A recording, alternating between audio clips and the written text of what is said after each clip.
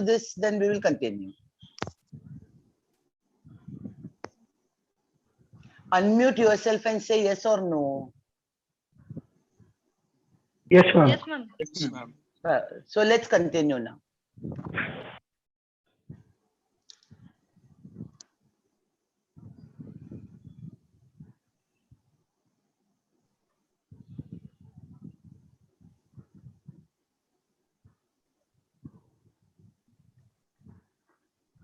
So let's start. Yes, ma'am. Sanjana, change the slide.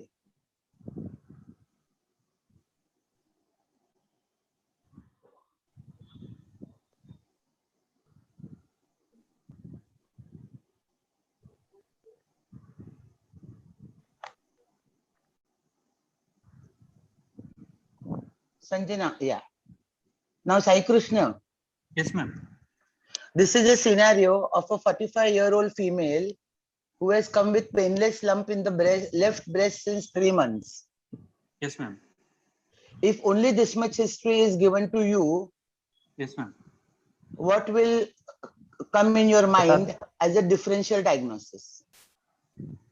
No, I would like to ask some more history to have the differential diagnosis. Like progression of the lump, whether it is slowly progressive or rapidly progressive. Hello? To rule out, To rule out benign breast disease from the malignancy, because malignancy can progress very fastly, whereas benign breast disease progress very slowly. So I would like second, to ask the duration of the lump and progression Okay. of the lump, and also any history of recent rapid growth. Okay. Next point in history. What And I will would you like to ask the association of the pain with the swelling, as it has been mentioned as painless swelling. So mostly we can rule out the mastitis and any other painless causes of the lump. So now there will be differential diagnosis of either malignancy or benign breast diseases, of most likely a fibroadenoma or phylloid. Depending upon the stage of the tumor, it might be fibroadenoma or fibrocystic disease like phylloid tumor.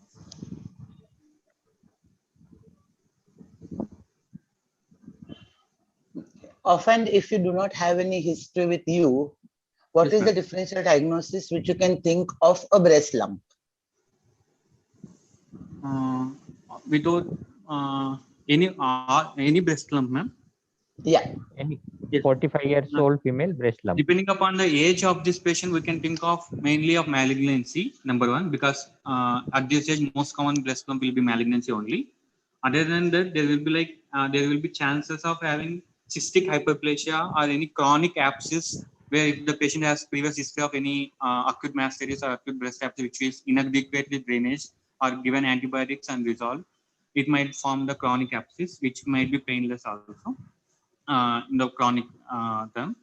And there will be fibroadenosis, but it has a association of pain with that. Any chances of papilloma will be there. Any breast cyst also will be a differential diagnosis for the breast lump. okay. So we go on to the next slide, Sanjana. Go to the third slide. So these are the differentials which you can think of in a breast lump. Yes, sir. Both work is different. Sir? For any age group, Yes, whenever a breast lump is there, you have to think of this following differentials. yes, ma'am. Yes, ma'am. Malignant lump, fibroadenoma, fibroadenosis, duct ectasia, abscess, metastatic Breast diseases.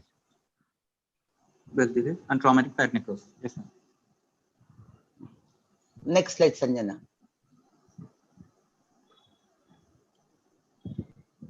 Now, if this patient is asymptomatic since 3 months, and if she has come with a small painless lump, which has grown from a pea size to the present size with fullness in the axilla.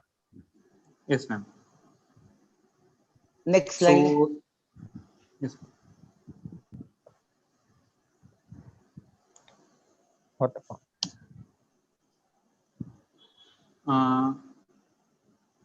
As the patient has a rapid progression, there is a fullness in the axillary lump, which might be most probably axillary lymph node enlargement.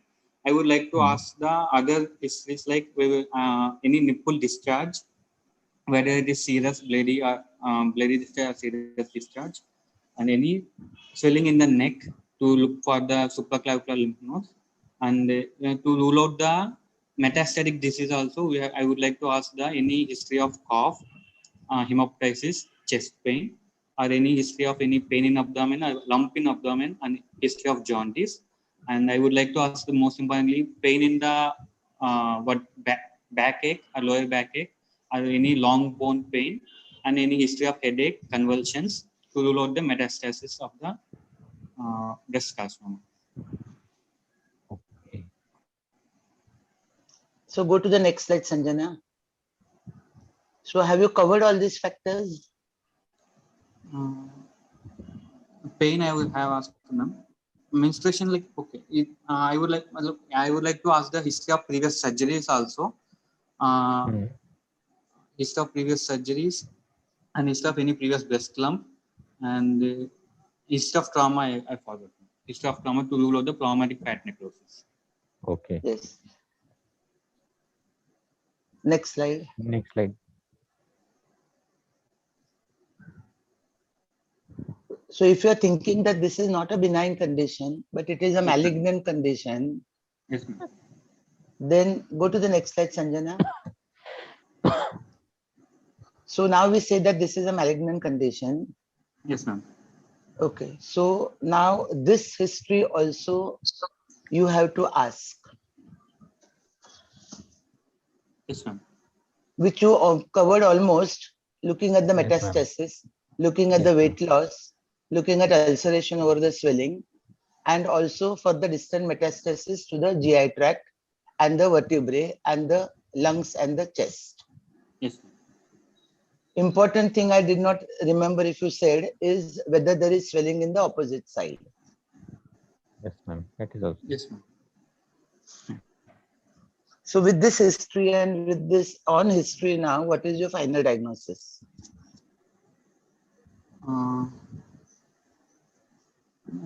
Final diagnosis without examination, ma'am. Yeah, on history. From clinical history. From clinical history, it is most probably malignant disease of the breast.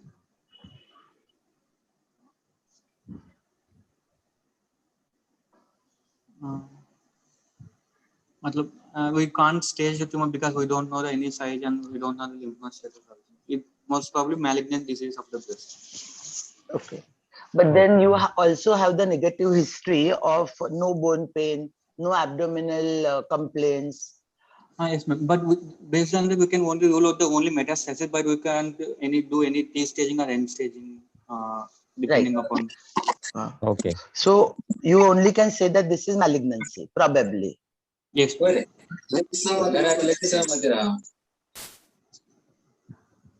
Someone is trying to say something.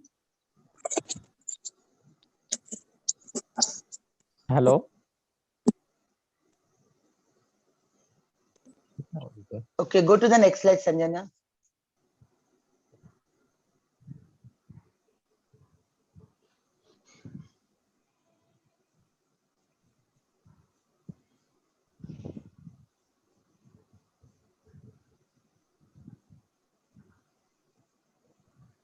This we have finished. Go to the next slide. Next slide.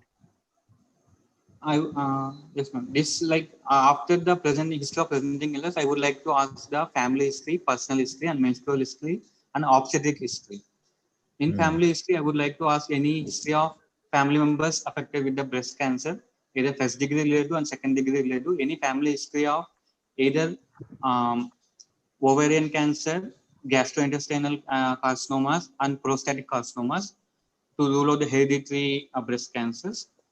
And any history of usage of oral contraceptive pills or hormonal replacement treatment, and age of menarche, marriage, age at marriage, and the age at the first childbirth, and the history of how many months she has given the breastfeeding, and any use of contraceptives, and any history of any abortion, and yes, ma'am. That's it, ma'am.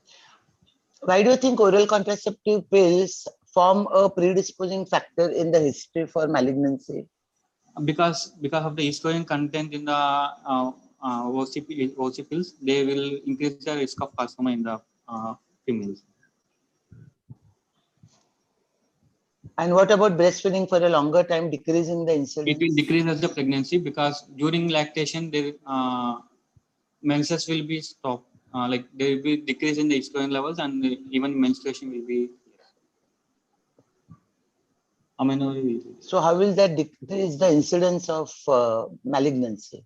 Because it decreases the time period of exposure of the female to the estrogen, ma'am. So it will decrease the incidence of pregnancy. Okay. Lactation. Next. Yeah. So we answered your question that menarche was at the age of 13 years.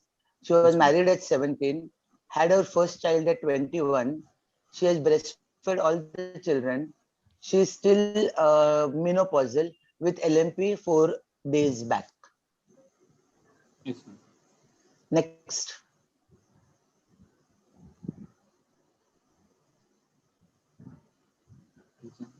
General examination is fair.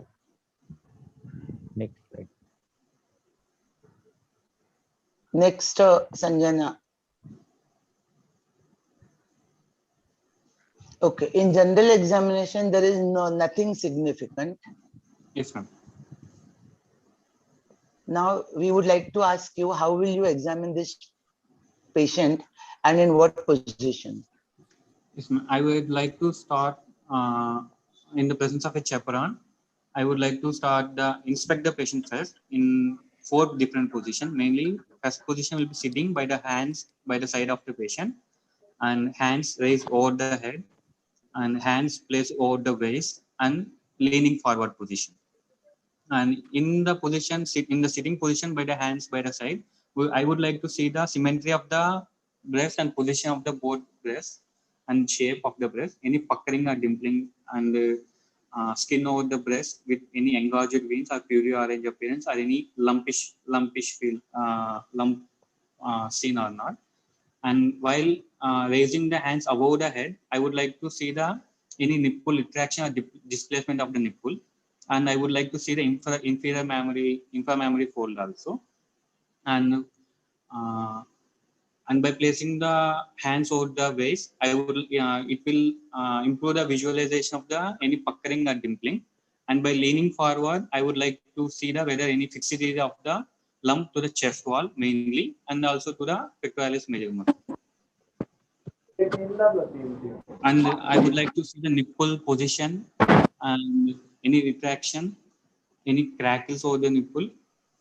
And I would like to see the supraclavicular fossa hollowness and infraclavicular fossa hollowness, and axilla also, any to look for any lump, any nodules in the axilla in inspection. Why do you think you have to take all these positions in order to examine these structures? Ma'am? Why do you think all these positions are needed in order to bring out the inspectory findings?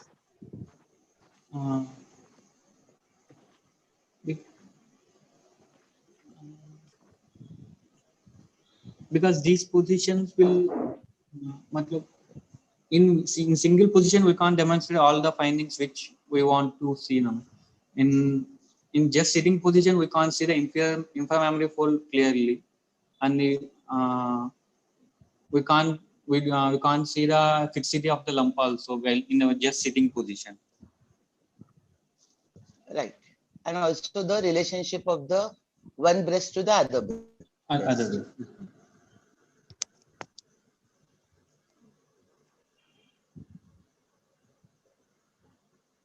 And your voice again has an echo, so we cannot hear some sentences of yours. Okay, ma'am. Sanjana, next.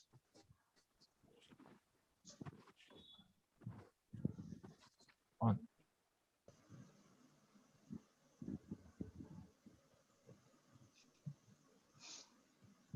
So now we are giving you these positive findings that on Yes, ma'am. bending forward, the left breast falls less than the right, and on Yes, right. raising the arm, Yes. the left nipple rises less than the right.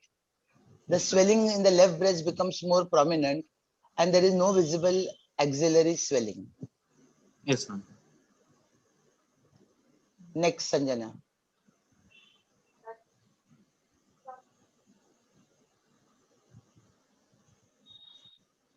With these findings now, what will you look for in inspection?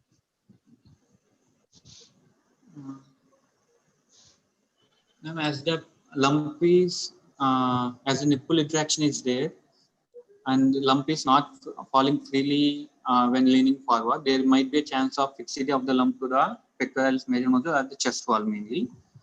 And there is no axillary lump, but I would like to palpate to rule out any axillary lymph nodes.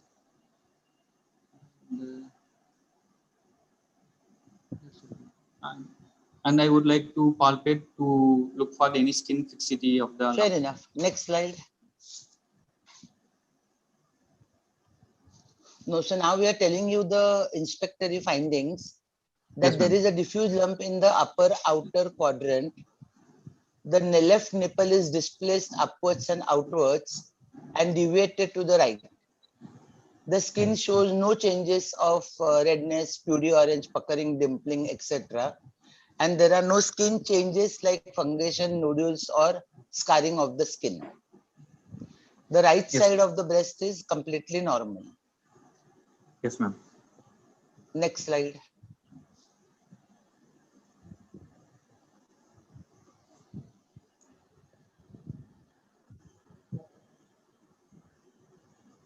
The areola is normal, no crack fissures, no redness, oozing, destruction, no dimpling, retraction, or puckering. Yes, sir. Sanjana, next slide. Next, The areola again is Ma'am, in this palpation, I would like to start the palpation of normal breast, normal side first, and then I will go to the diseased one. And in this one, I would like to know the size of the lump mainly, and the skin, and I would like to know the fixity of the lump to the chest wall or pectoralis major muscle, and that has been not mentioned about the fixity of the lump to the chest wall and muscle. And size of the lump okay. also not mentioned. Okay, but what are the different methods of breast palpation? Yes, ma'am. Breast can be palpated. There are three ways of palpation, ma'am. There is circumferential method, vertical strip method, and Dale clock method of breast palpation. And in the position wise, the best position will be like in the semi-recumbent position in 45 degrees head high, because this position helps in the better palpation of the breast by displacing the fat of the breast all over laterally. And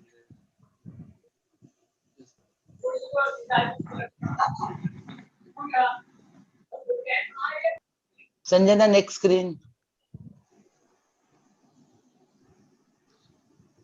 So here we are telling you that the normal breast and the axilla are normal in all the yes, ma'am. three positions. Next one.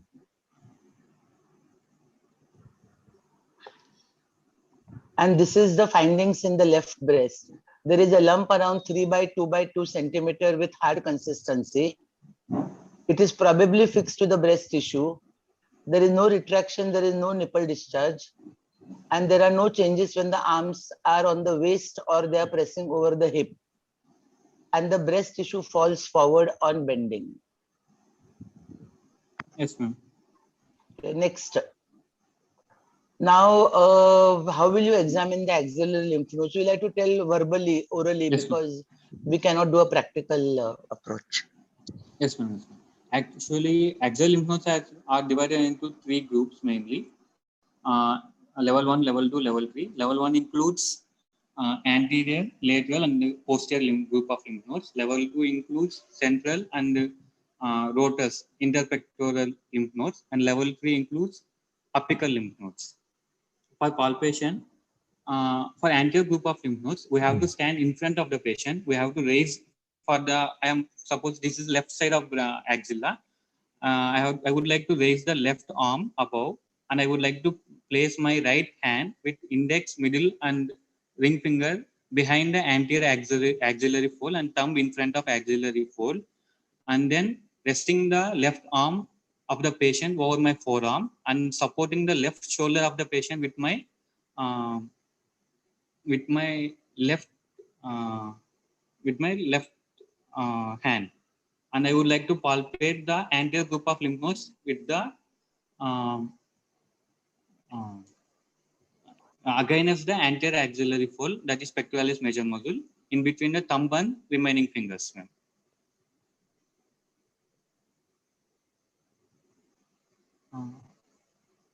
Hello. Okay, so Hello. which groups of lymph node are you palpating in this?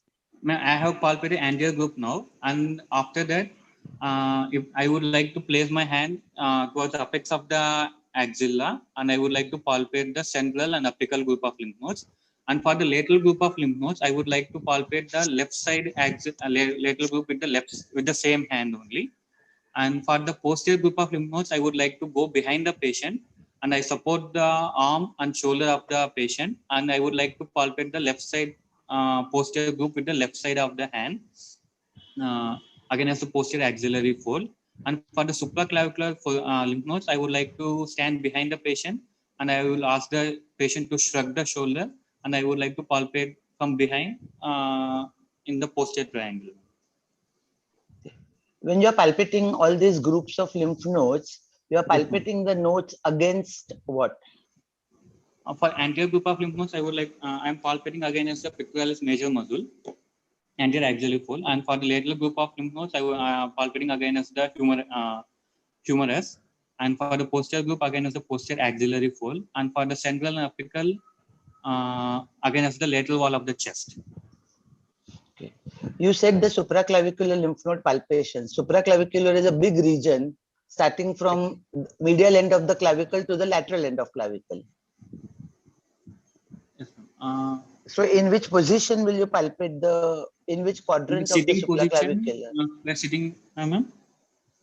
If you divide the clavicle into medial 1/3, in the lateral 1/3, and in the lateral 2/3, I would like to palpate.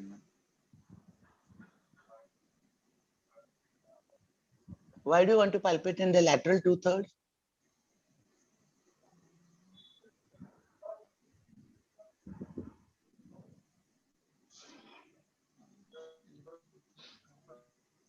CA stomach also goes to the supraclavicular region, right? Yes, ma'am. What is that lymph node called as?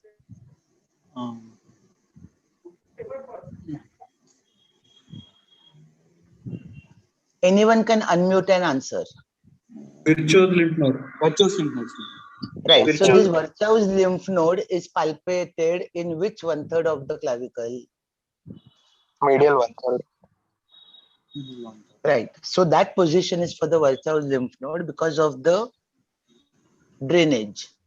The lateral 2/3 is for the breast lymph node because there is something which is called as the malignant ringworm theory. So that is, if the tumor is in the upper and the outer quadrant, it goes to the axilla, it goes to the lateral 2/3, then it may go into the medial part of the near the mediastinum, the medial lymph nodes.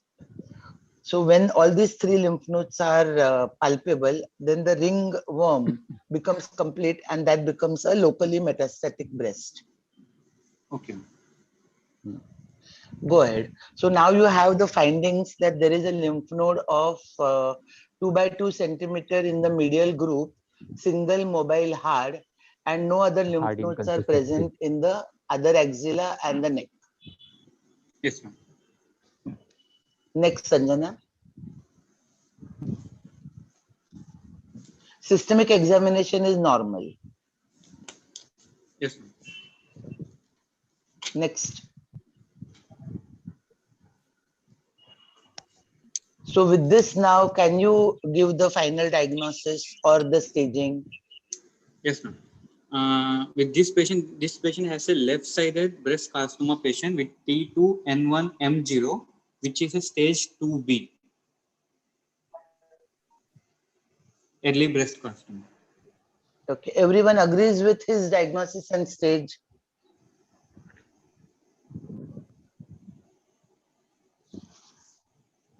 Guys, unmute yourself and tell.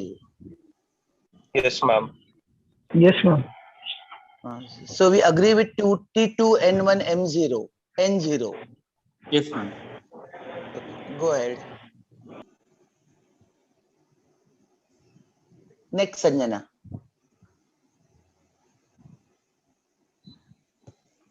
Now tell me, what would you like to do with this patient that you have come to a diagnosis of T2M1N0? Yes, ma'am.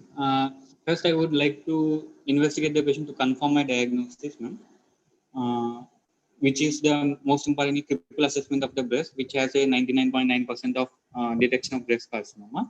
It includes clinical examination, radiological, and pathological examination. Clinical examination has been done. Now, I would like to do radiological investigation. Like, as the age of the patient is 45 years, I would like to do mammography, bilateral mammography for this patient, and then followed by the core biopsy.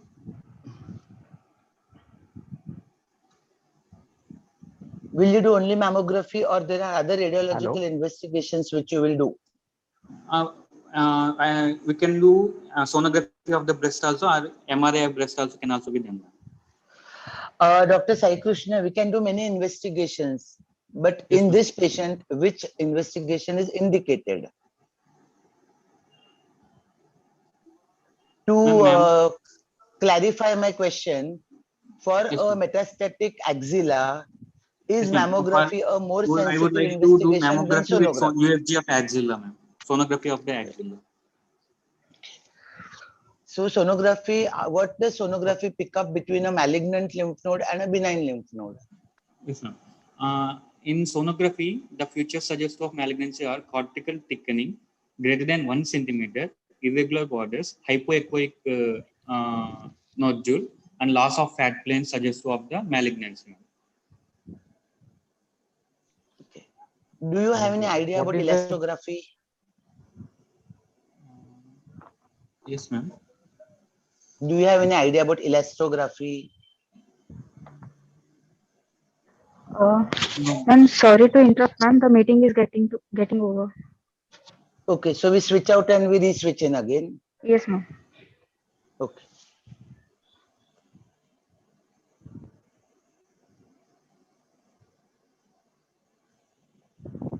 Slide. Sanjana, next slide.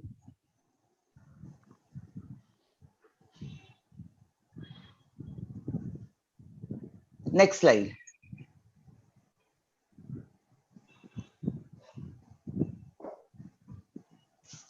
So, Sai Krishna, you were telling me something about elastography. It's an investigation to assess the stiffness and elastic tissue of the lump, ma'am. Whereas in the malignancy, the stiffness of will be higher than the benign lesions. So it is always complementary to the sonography. Yes, ma'am. Elastography cannot be a standalone investigation. Okay, ma'am. Hello. Now with this mammography, bol Dhaneshwar. Sai Krishna, what Yes. are the characteristics of malignant lump or mammography? Yes, sir. Features of Sir, you are asking the malignant lesion characteristic on features of mammography. lump in a. Characteristic features. Yes, sir. Sir, there will be like microcalcification, which are Mammography finding. Yes, sir. Microcalcification, which are clustered. Architectural distortion will be there, and there will be like asymmetry, and there will be like nipple retraction can also be seen in mammography, and there is thickening of the skin can be seen, and sometimes dilatation of the duct can also be seen. Okay. And what is thermography? Thermography is just a measure of temperature of the lesion, sir. In malignant lesions, there will be because of the high vascular supply. Usually, the temperature will be higher in malignant lesions, but it is not used nowadays. Very low sensitivity. Yes. Yes.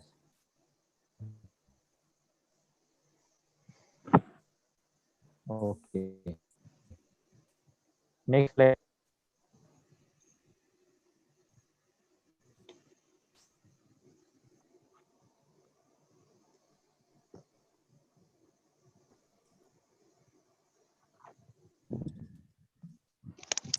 So if now the radiological findings are given as 4B, Yes, ma'am. now what will you do ahead? Ma'am, it means 4B is a probably malignancy where you have to go for biopsy, ma'am, or any further. Okay, is it? I'm sorry. Can you give the BIRAD classification for us? Yes, ma'am. BIRAD is breast imaging, reporting, and data system. It has 0 to 6, ma'am.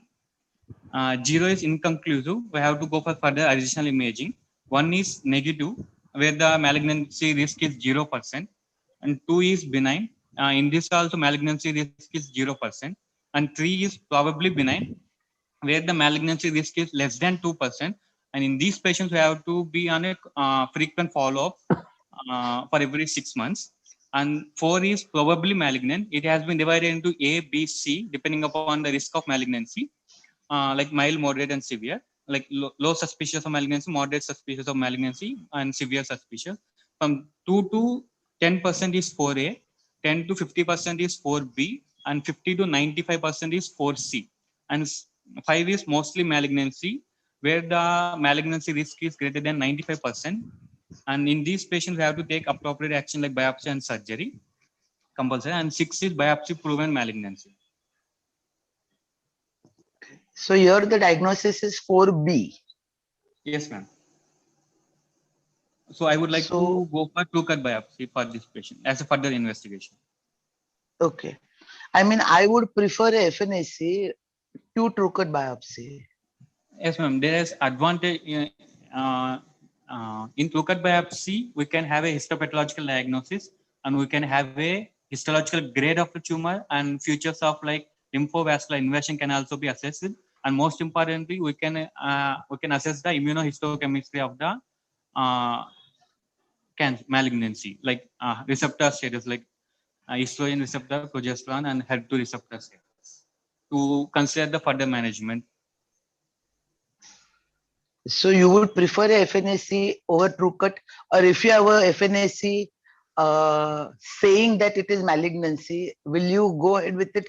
Because if you want to operate on this patient, anyway, you are going to get a specimen for immunohistochemistry. No, I would like to prefer true-cut only, because in FNAC, there are chances of false positivity also, ma'am. So, do you know the incidence of sensitivity and specificity of FNAC? In detecting malignancy, ma'am? Yeah. I think the sensitivity will be like around 80%, ma'am. Sensitivity is 92%, specificity is 85%. That is where this becomes a wrong investigation, because where the sensitivity is high, the false positivity is also high. Yes, ma'am. Achha. All of you know how to do a true-cut biopsy, or you all want him to tell you? Guys, unmute and answer fast.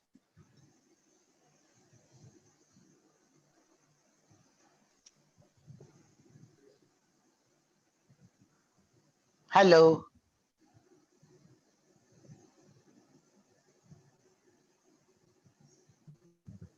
Ma'am, want to tell once more. Achha, okay. So tell what is the true-cut biopsy. Yes, ma'am. True-cut biopsy, ma'am, we do true-cut biopsy with the 16 gauge core needle biopsy gun, and in this initially we have to drape the patient's breast where the lump is there with the Betadine and spirit. After that, we have to take a small stab incision exactly over the lump. And the most important thing is it has to be included in the further incision where we are using for the excision of the lump, whether it might be breast conservative surgery or modified radical mastectomy. So this incision has to be included within the incision of the MRM or BCS. And after taking a stab incision, with the help of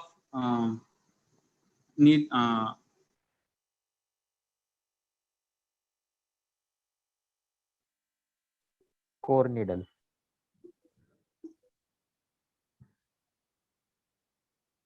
Lump and place it, and I would like to send it for the histopathological examination. And in this, mainly we are not supposed to use any cautery or anything like that while sending the specimen for the mainly for IHC. The most important thing is you have to take at least minimum 4 sleeves of biopsy, 6 sleeves of biopsy, sorry, in order to get a proper report. And secondly, it has to be in all the quadrants of the breast. Sorry. Yes.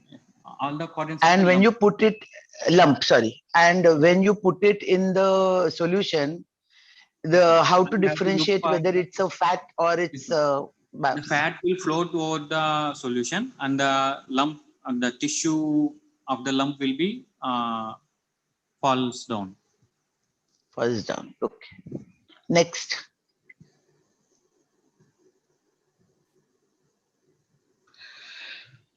So now we have given you the diagnosis of true cut biopsy, that is an infiltrating duct carcinoma with ER/PR positive, Herceptin negative. Yes, ma'am. What is your plan of treatment?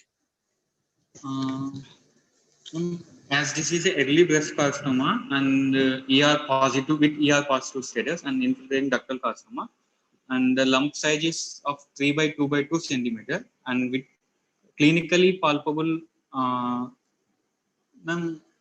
We have, in mammography, there is no mention about the axillary lymph node status. There is no axillary clinically, lymph node is there. Clinically also it's not there. Okay. So based on these findings, I would like to go for breast conservative surgery for this patient, which includes wide local excision of the tumor with axillary with sentinel lymph node biopsy, followed by radiotherapy to the remaining breast. Next slide.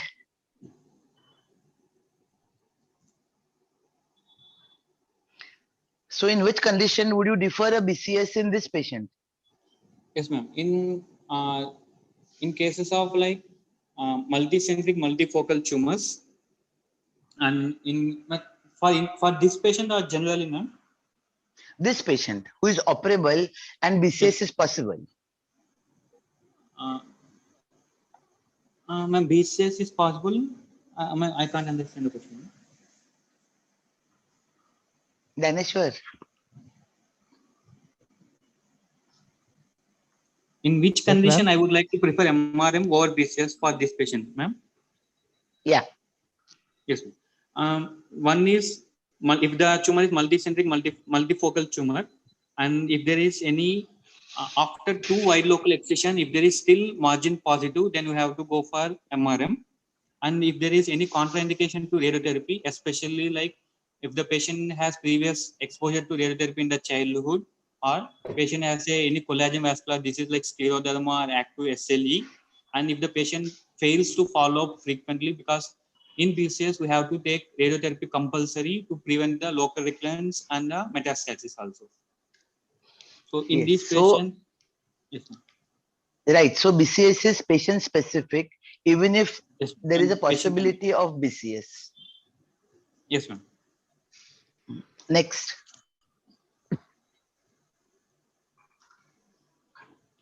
Okay, now this is our invasive, the final histopath report.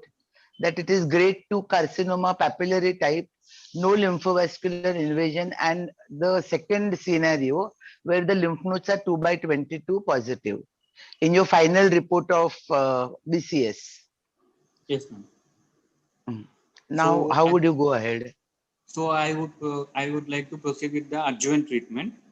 As the tumor size is 3 centimeters and there is lymph nodes are positive, 2 lymph nodes are positive. I would like to give adjuvant chemotherapy first, which is most probably anthracycline based regimen, which is CAF or CEF, cyclophosphamide, adriamycin, 5-fluorouracil for 6 cycles. And as the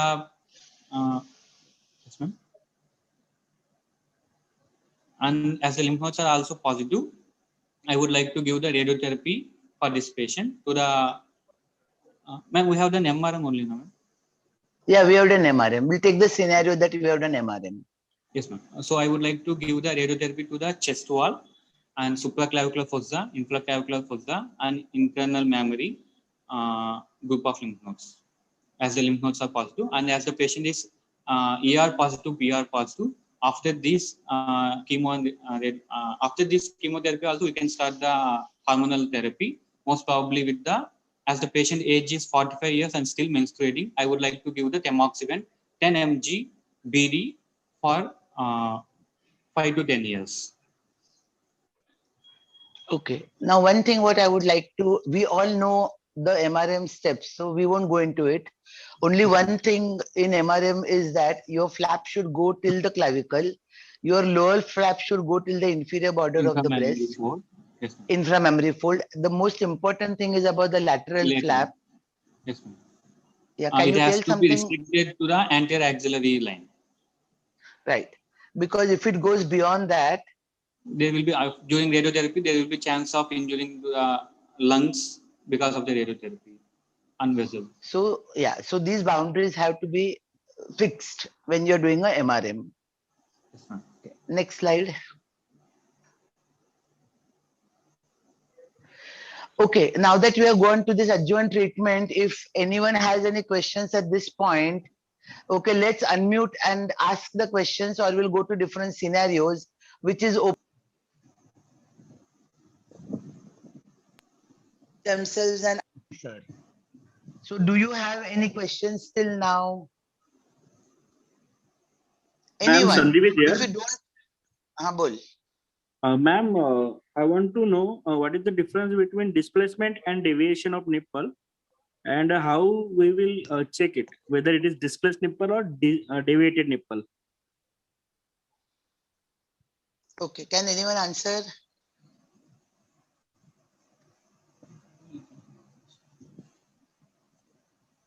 Sai Krishna. Sir. So displacement is because of the tumor pushing the nipple into the opposite direction. It is called as displacement. Another term, Sandeep? Deviation. Deviation. Yes, deviation of nipple that you have mentioned in the case. So I think both are same. I don't know the exact answer. It is deviation stroke displacement. Sandeep, do you know the answer? No, I am asking to the everyone. I don't know the answer, ma'am. I am asking. I have the confusion. Deviation. No. Deviation means change in position of nipple, and displacement means it is change in distance. Distance. Deviation means normal. Normally, the nipple is placed in outward and outward direction, outward and downward. And in affected breast or in malignancy case, the position is changed downwards and inward. So Sandeep, there can be normal deviation, but no normal displacement. Okay. Anyone else, or shall we? Displacement means actually measuring the distance from the sternal angle to the nipple. Yes, sir. For the nipple position, you have to calculate from the clavicle above and mid-sternal point from the center. Right. Yes. So shall we go to the scenarios now, or anyone has any Thank you. questions? Welcome. Anyone has any questions? Shall we go to the next scenario, guys? Yes, ma'am. Say Yes, yes ma'am. or Yes, ma'am. no. Yeah. Yes, ma'am. So next scenario, come on. Next scenario, open Sanjana. Okay, now this is a scenario where who is the third years in this group who are there? I saw Sandeep. Darshan is third year, na? Yes, ma'am. Darshan, unmute yourself. This scenario ma'am. is for you. Yeah. Now this is a 3 by 2 by 2 centimeter firm lump. Yes, Only difference between the two things is here the opposite axilla also is positive on FNSC. Yes, ma'am. So immediately it becomes the ma'am. Yes, ma'am. Hello. Yeah, go Yeah, ahead, that's Darshan. We hello. can hear you. Ma'am, can you hear me? Yeah, we can hear you. So immediately now that the opposite, contralateral axillary lymph nodes are involved, the patient is now classified as a metastatic. Patient is now classified to have metastatic, distant metastasis, and therefore the stage of the breast cancer changes. Ma'am, Okay, so what will you do? now the patient, as the stage changes, basically the initially from the previous scenario to the current scenario, there's a change from 2B to stage 4. Right. So So therefore we can, instead of patient can be offered, at present can only be offered palliative care, right. In the form of and since in the form of radiation therapy, chemo radiation, and since the breast lesion seems to be confined to the breast, there is no role of surgery at present, yes. in the form of toilet And mastectomy also. does the chemotherapy change or the chemotherapy same as we said before?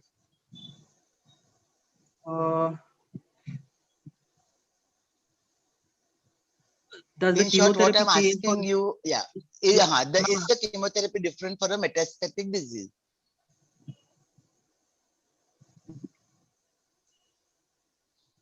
I'm not.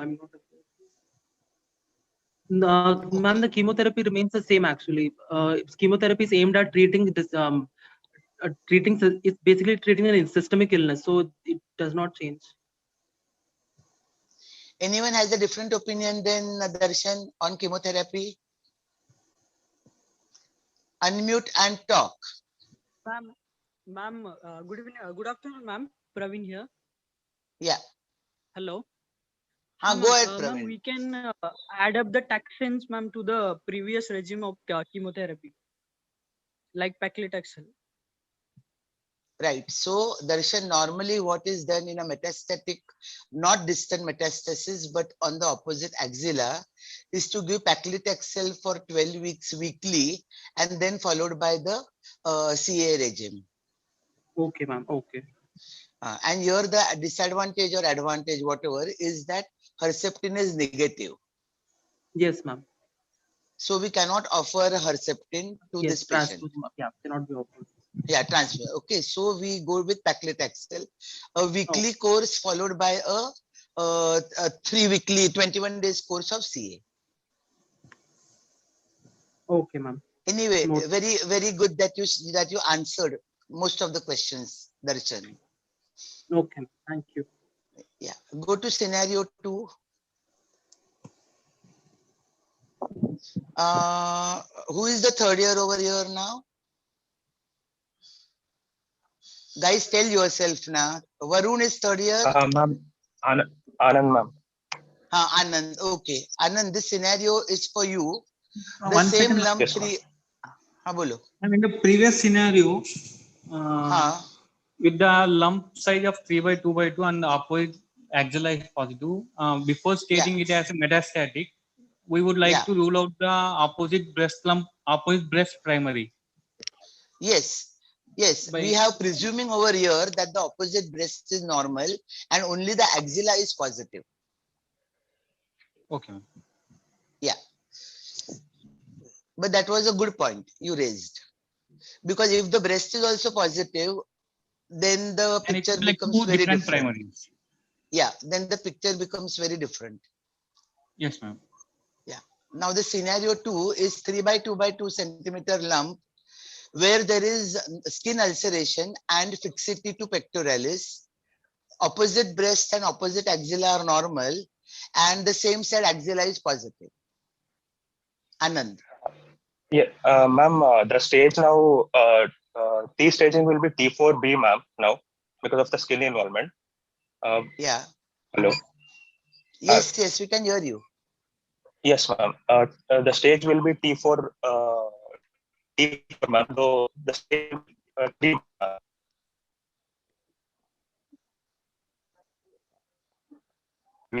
We lost Anand actually in the middle. hello, ma'am. Ha, bola. There is a skin involvement, ma'am. So that is T4B, but there is only pectoralis involvement. That is not considered as chest wall involvement. So it will with a lymph node positive, axillary lymph node positive. So that will be stage 3B, ma'am. Yes. T4. Yeah. So what That is will you locally do? advanced breast carcinoma. Locally right. advanced breast So- carcinoma, ma'am. So we Very can plan good. for neoadjuvant chemotherapy and then go for MRM and then adjuvant radiotherapy, ma'am, after surgery. Okay, excellent. Now, how many neoadjuvant chemotherapies will you give Sorry, ma'am. before you decide this patient can go or cannot go, madam? And voice is not clear, ma'am. How many Voice. neoadjuvant chemotherapy will you give? 3 cycles, ma'am. Okay, suppose there is no change, how will you decide whether this patient is operable or not? Ma'am, depending upon the breast to tumor ratio, we will assess the operability of the tumor. And depending upon the response of the tumor to the chemotherapy, whether it has completely resolved or decreased in the size of the tumor, we'll assess the operability. And Mainly we use the sonomammography. Sonomammography, sorry. So suppose there is no response to the tumor after 3 neoadjuvants, Anand, what will you do? Ma'am, we can go ahead with MRM, ma'am. No. We'll continue But the then chemotherapy. you will continue the chemo for 6 Chemotherapy, cycles, yes. Anand. First 6 cycles. Yeah. And otherwise Yes, we'll ma'am. change the chemotherapy regimen. Yeah. Hello? You will change the We can change the chemotherapy regime. regime if Yes, ma'am. it Hello? does not respond in 6 cycles, Anand. But if Yes, you ma'am. cannot get a negative margin, then you have no right to do a MRM. That per year is Okay, there ma'am. is skin ulceration, Anand. Okay, ma'am. Okay, ma'am. Hello. Okay, ma'am. So, Yes, ma'am. We got it.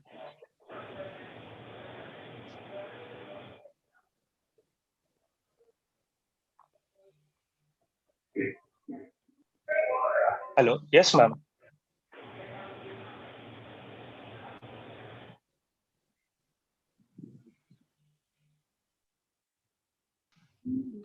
yeah, sorry, I got disconnected in the middle.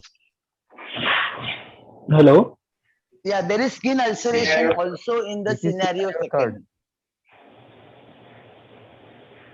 Okay, ma'am. So in this scenario second, where there is skin ulceration, if the ulceration increases or it becomes fungating, then you are justified in doing the scenario 2. You are justified in doing a toilet mastectomy. Okay, ma'am. Right? Now, who is going to take up this scenario 3? Hello. Yeah. Ma'am, if patient is not responding to chemotherapy without abstaining of the disease, so can't we go with the MRM just to decrease the tumor burden and See, unlike other malignancies where you do debulking so that the chemotherapy acts better for the rest of the systemic circulation, in the breast, the only indication for debulking is if the breast itself is going to have complications like ulceration, fungation, inflammation, and if there is continuous pain in the breast. Yeah, there is no other indication for, and that too you do not do MRM, you do a toilet mastectomy. Yes. Yeah. Ma'am, Who is taking hello? up third? Haan, bolo. Ma'am, one more thing is there. If the patient is not responding to a regimen which we have started, that is neoadjuvant, then they are divided into 2 types. That is partial responder, matlab stable disease, partial responder, or complete responder. Depending on the tumor size, there is a RECIST criteria is there which deal with this. So depending on if the regimen we have to shift, so regimen is given, so we have to change the drug. And if he is not responding to that also, then again we have to change. We have to add one more drug in that. But the treatment point which you already explained remains the same thing now. Right. So we tweak the chemotherapy till the tumor responds. Yes, ma'am. Right. Anyone else, or we go to scenario 3?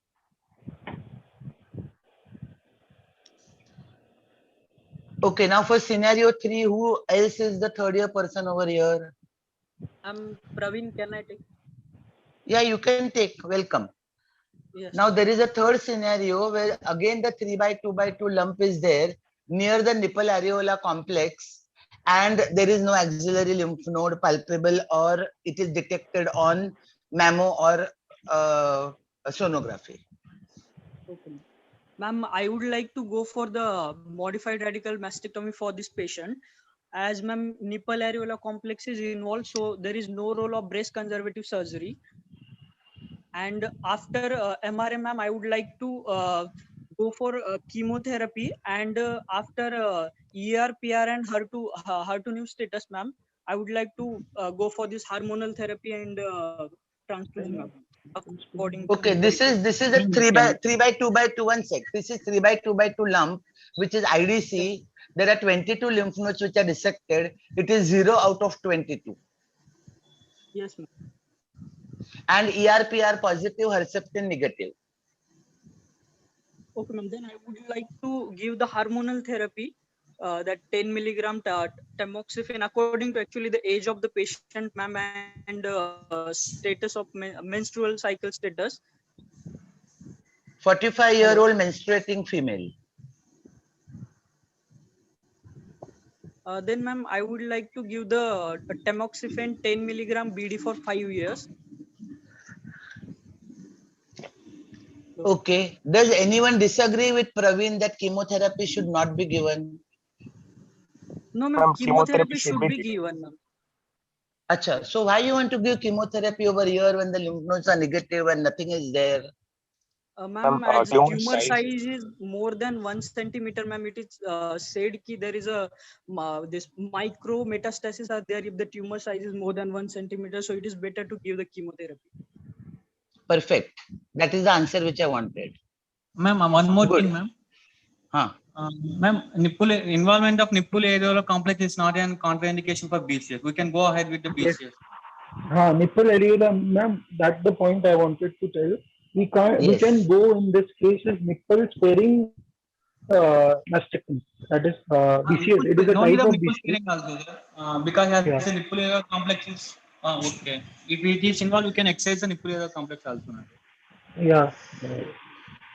Right. But the other question of excising the nipple areola complex majorly is cosmesis. Yes.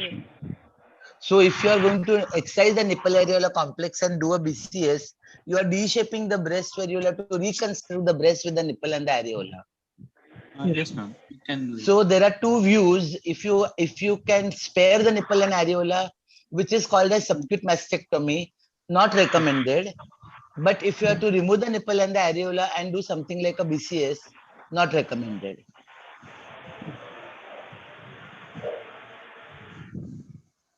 Any questions on this? We go to the next slide.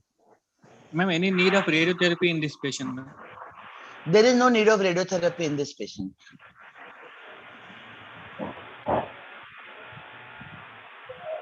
Next slide. Yeah. Who is going to take this? Who is going to take this? Good afternoon, ma'am. I'm Varun speaking. I'll take the question. Varun, take it. Okay. So scenario 4 is the same scenario what we discussed before. 3 by 2 by 2 centimeter. IDC, ERPR positive, Herceptin negative, lymph node present. Now on histopathology, IDC grade 3 with 3 by 8 lymph node. Okay. Go ahead, Varun.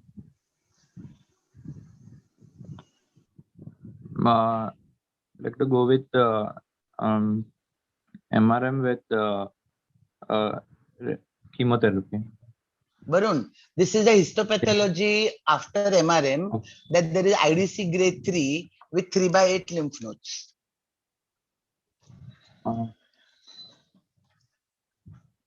Like to go with adjuvant chemotherapy. Okay, I would like to ask you one question. Guidelines give all types of lymph nodes which are adequate for dissection, right? So in breast, if you have to say that complete axilla, you have done a complete axilla, what are the minimum number of lymph nodes to be dissected? Minimum 10 lymph nodes should be. Right. All agree with Varun about 10? Yes, ma'am.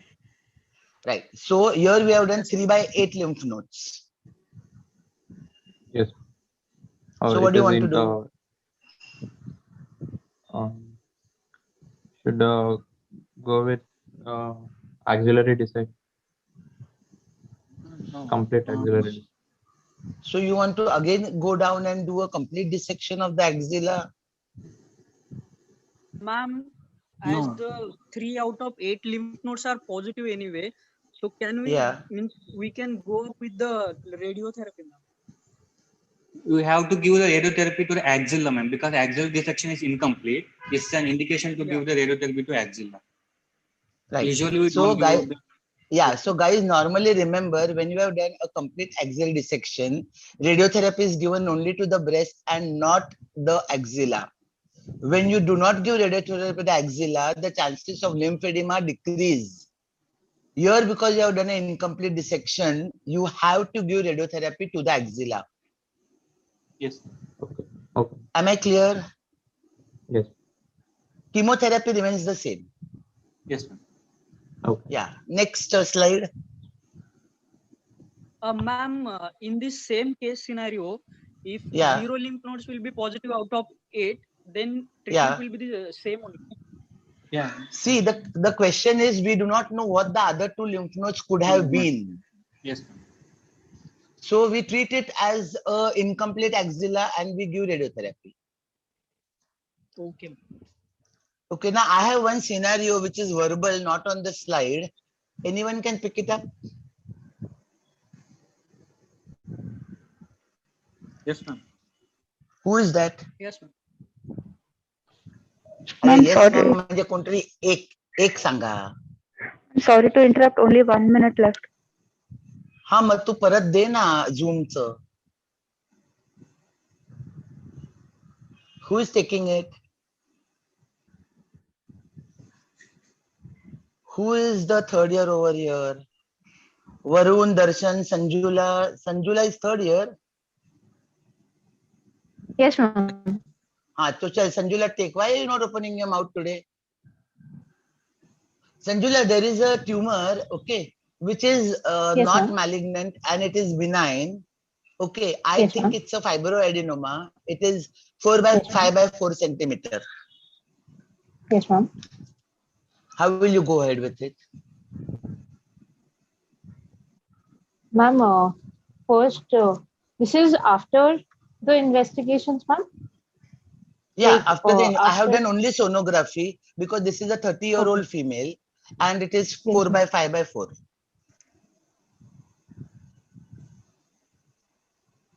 Ma'am, first I'd like to go for a true cut biopsy, ma'am. I'd like to go for a true cut biopsy, ma'am. Okay.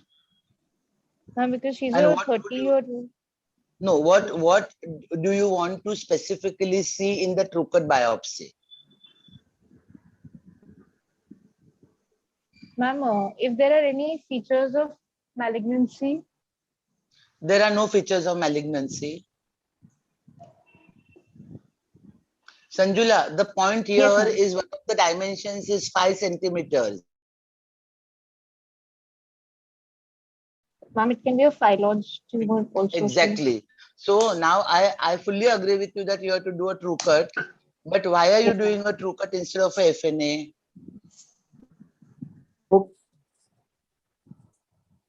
Ma'am, because if in case it's a malignancy, then we'll be able to know about the status of it better on a true cut. Sanjula, this is not malignancy. Still, I would like to go to for a true cut. I'm suspecting phylloids.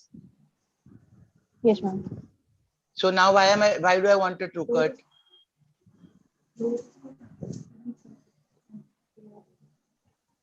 Ma'am, Anyone else can because answer? Haan, bol. ma'am, even in phylloids, it has a borderline risk of malignancy in it. Like there are Okay, it is not categories of okay, fish. okay. You keep on telling me malignancy. I keep on telling you there is no malignancy. This is phylloid.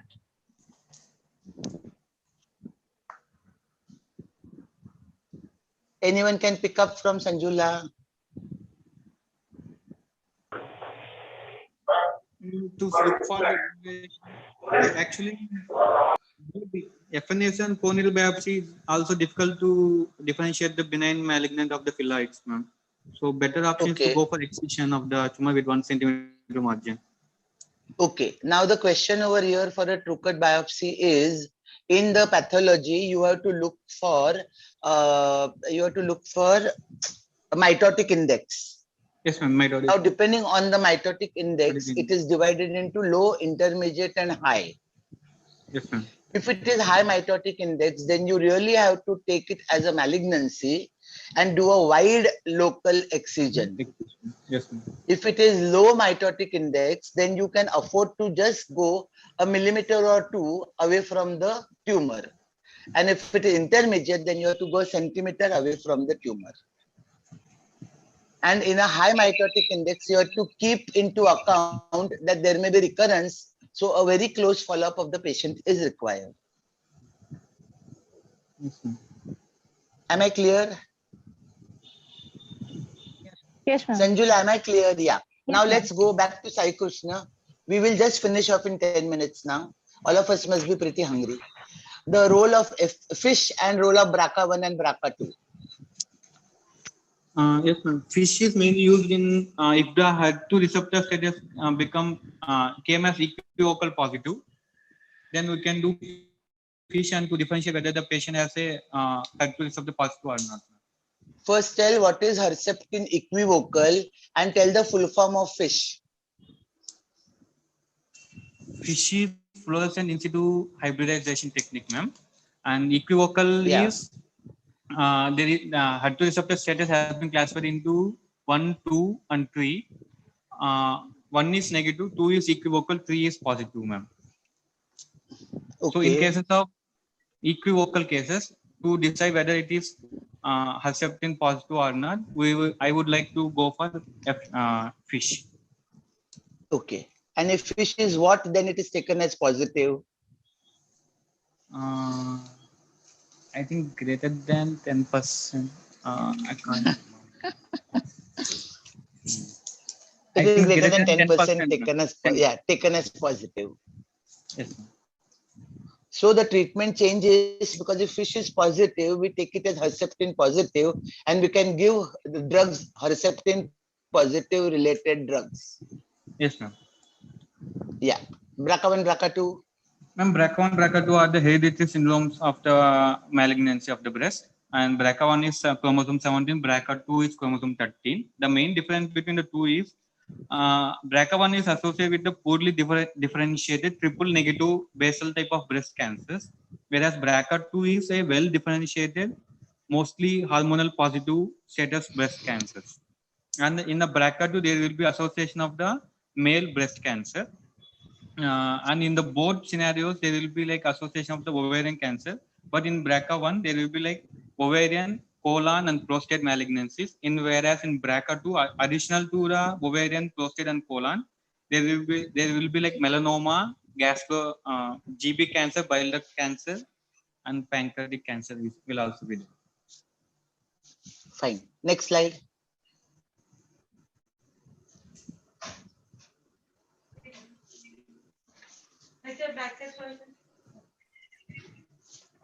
Yeah, now this is the last slide, I think. Okay, now tell us follow-up of these patients and the role of PET scan, DEXA scan, and bone scan.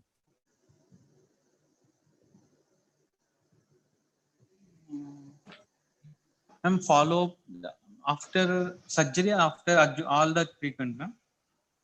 After the treatment is over. Yes, ma'am. After the treatment is over, if, the patient has to follow up at least yearly once for the breast exam for the examination by the clinician.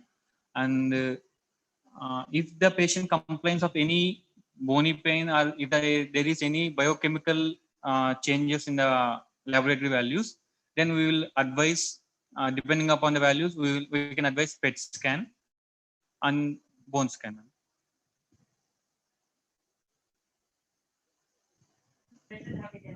Okay.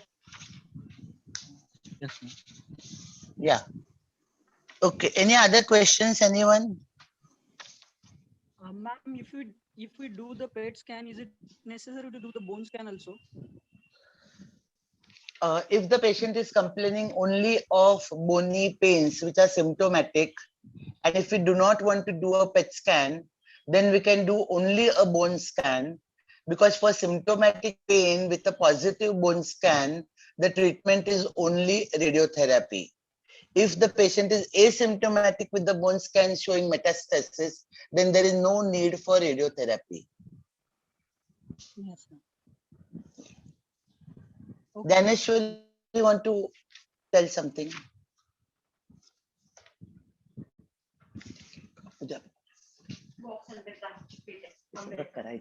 No, ma'am.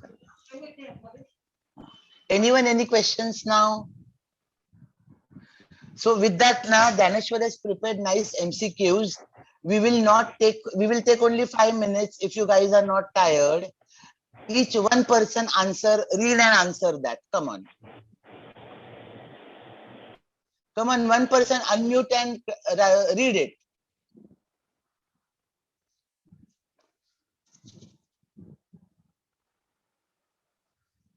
Guys, unmute and read it. Ma'am, Darshan here. Yeah. Hello. I'll read the question. I'll try to answer it. Which of the following statements is true? Darshan, don't worry. Even I don't know the answers, so you can tell. Yes, ma'am. Which of the following statements is true of palliative treatment of metastatic breast cancer? The options are: hypercalcemia should be treated with increased oral fluids and oral bisphosphonates. Increased back pain and weak legs require prompt investigation. Bisphosphonates are used in treatment of liver metastasis, and neuropathic pain usually responds quickly to opioid analgesics. Ma'am, I would like to go with option A. That is, hypercalcemia should be treated with increased oral fluids and oral bisphosphonates if this were presenting as a crisis situation. Okay, all agree to this? All agree to this? Ma'am, why not the B option? Right. Why the B option is wrong? Daneshwar, you will be able to answer them this question because I'm reading it for the first time. And even D option is also appears to be right. Hello. Yes, sir. Hello. Yes, sir. We can hear you. Hello. Yes, sir. B is the correct answer. Which one, sir? Sir, that B is the correct answer. B. B. B. Sir, why not Increased B back and pain A, and sir? weak legs require prompt investigation. So why not D and A, sir? Oh, Because for neuropathic pain, the analgesic of choice will be opioids only. oral bisphenic. I think B is correct answer. Maybe for neuropathic pain, GABA, pentin,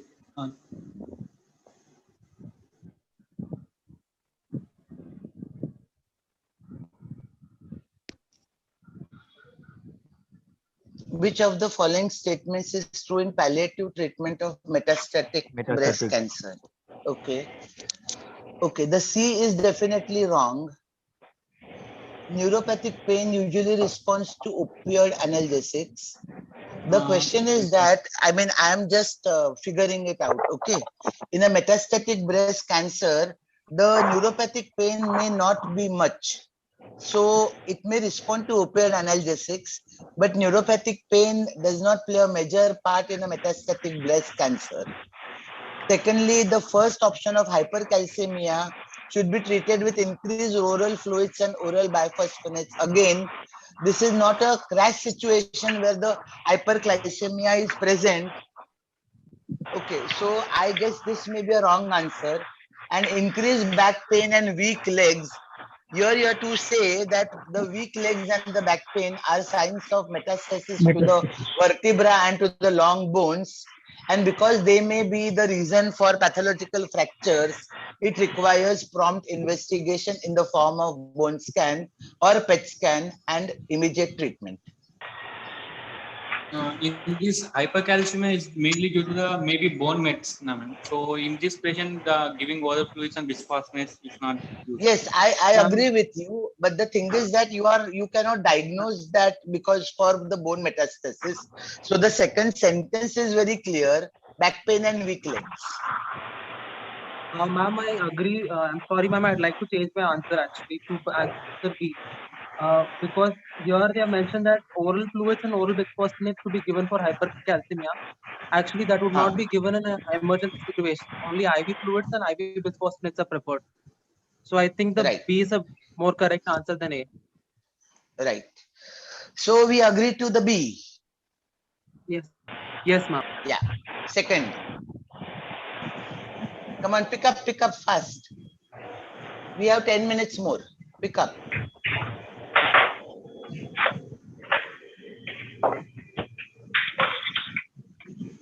Guys, pick up. Yes, ma'am.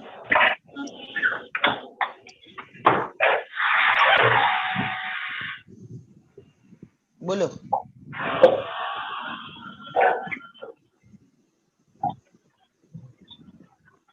Ma'am, Please option C is correct. Acha. Which of the following statements is true regarding adjuvant treatment for early breast cancer? Combination chemotherapy reduces recurrence and improves survival in selected patient groups. All agree? Yes, ma'am. C is the correct answer. Okay. All are agreeing. Daneshwar is agreeing to your option. Is it correct, sir? Yes. And now the last MCQ. Ma'am, shall I read Sanjana, the last question? MCQ. Yeah, read the question now. 50-year-old female has undergone mastectomy for CA breast. After mastectomy, the patient is not able to extend, adduct, and internally rotate arm. Supply of which of the following is damaged? That is no source. C.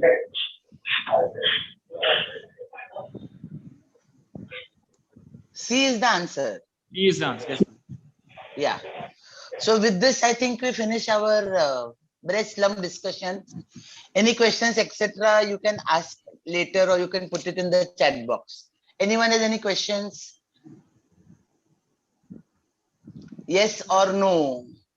No, ma'am. No, So ma'am. it was so I guess it was a nice, healthy discussion. And thank you, Sai Krishna, for putting in the efforts and everyone for participating. Thank you, ma'am. Thank you, ma'am. Thank you, ma'am. Thank you. Yeah.